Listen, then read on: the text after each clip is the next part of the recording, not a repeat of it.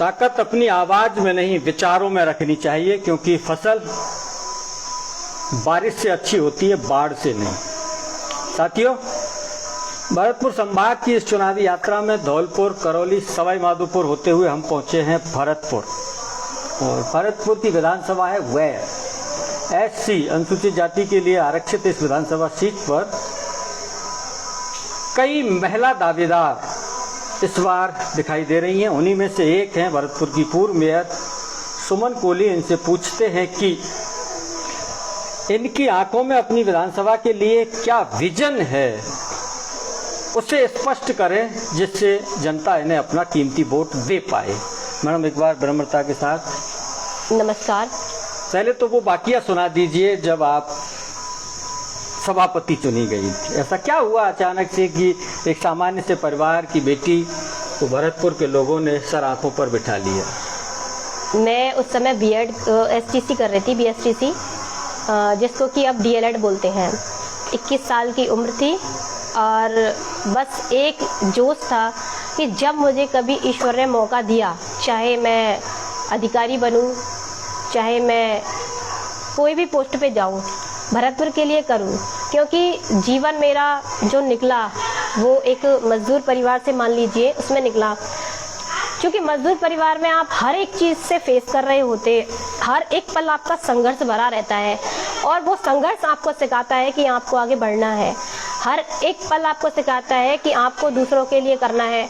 क्योंकि आप में भगवान ने जो काबिलियत दी है वो है शिक्षा, जिसके बलबूते आप दूसरों की मदद कर सकते हैं।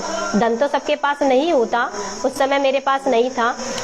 अब हुआ क्या, वो समय महिलाओं के लिए 50% आरक्षण मिला और मिनिमम जो एज होती है नगर परिषद सभापति चुनाव लड़ने के लिए वो 21 साल होती है। उस समय मेरा पहली बार ही वोटर लिस्ट में नाम आया था और मैंने फॉर्म भरा। क्योंकि डायरेक्ट चुनाव था, अनडायरेक्ट तो था नहीं, जिससे मुझे पैसों की जरूरत पड़े।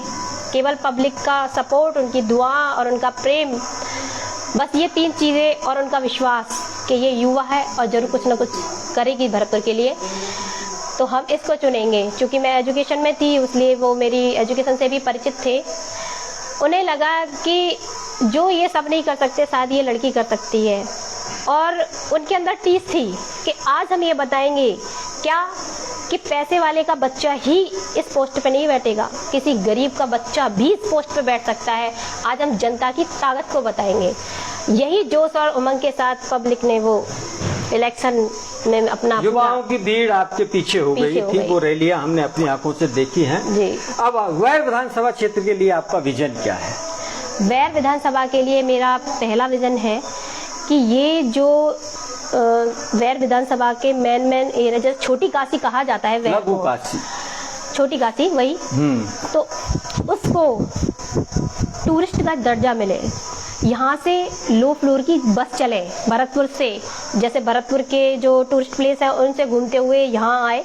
यहाँ से पर्यटन बढ़ेगा तो यहाँ रोजगार बढ़ेगा, रोजगार पैदा हो। फूड प्रोसेसिंग सेंटर खुले, जिससे व्यापारियों का रोजगार बढ़ेगा, उनका प्रोडक्शन बढ़ेगा, बच्चों को रोजगार मिलेगा। क्योंकि घने की वजह से हम वो तो नहीं बना सकते बड़ी बड़ी फैक्ट्रियाँ यहाँ पे, लेकिन ऐसे रोजगार जरूर स्थापित किए जा सकते हैं जिनकी वजह से महिलाओं को, लघु उद्योगों को बढ़ावा मिले और वो अपने पैरों पर खड़ी हों। क्योंकि महिलाओं से ही इकोनॉमी बूस्ट होती है, गांव की नहीं, राज्य की नहीं, देश की इकोनॉमी बूस्ट होती है।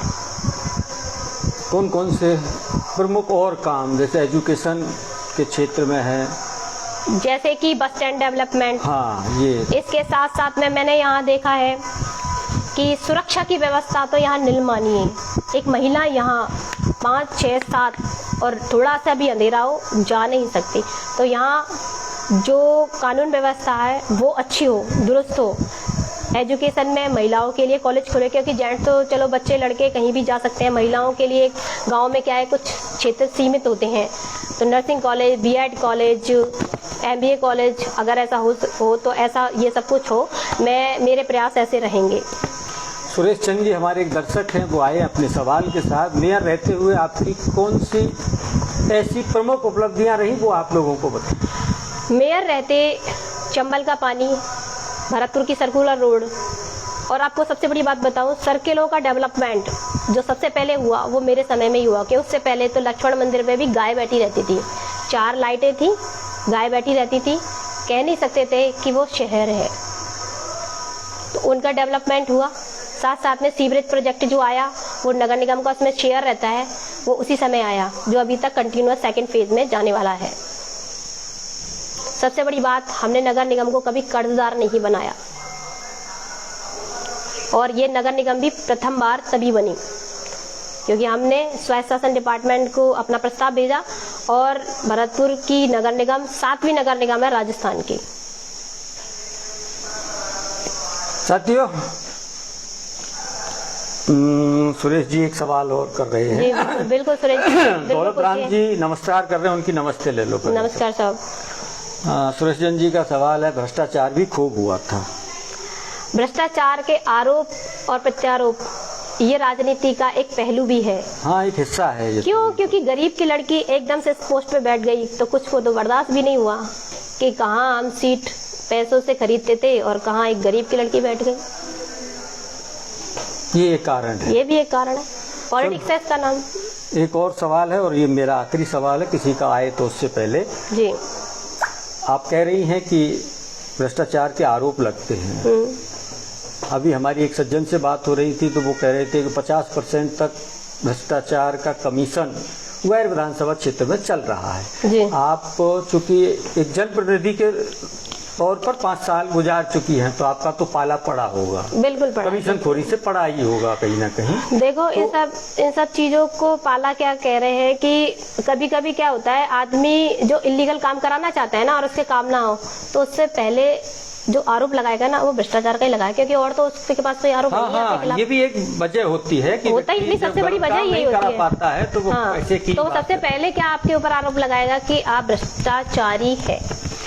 भरतपुर जिले में एक जनप्रतिनिधि हैं जो सांसद हैं, उन्होंने बहुत सारी सिक्योरिटी ले रखी है और कई लोगों की आंखों में वो खटकती है। तो सुरेश जी का एक सवाल है, क्या आप एमएलए बनने के बाद कितनी सिक्योरिटी लगवाएंगी अपनी? भाई साहब, मैं आपको बता दूं कि मैं खुद अपने आप में सक्षम हूँ, क्योंकि जो जनता बनाती है ना उसके वो खुद उसका प्रोटेक्शन करती है, उसे सिक्योरिटी की जरूरत नहीं पड़ती, क्योंकि जो आपको चुन रही है वो आपका गलत क्यों चाहेगी।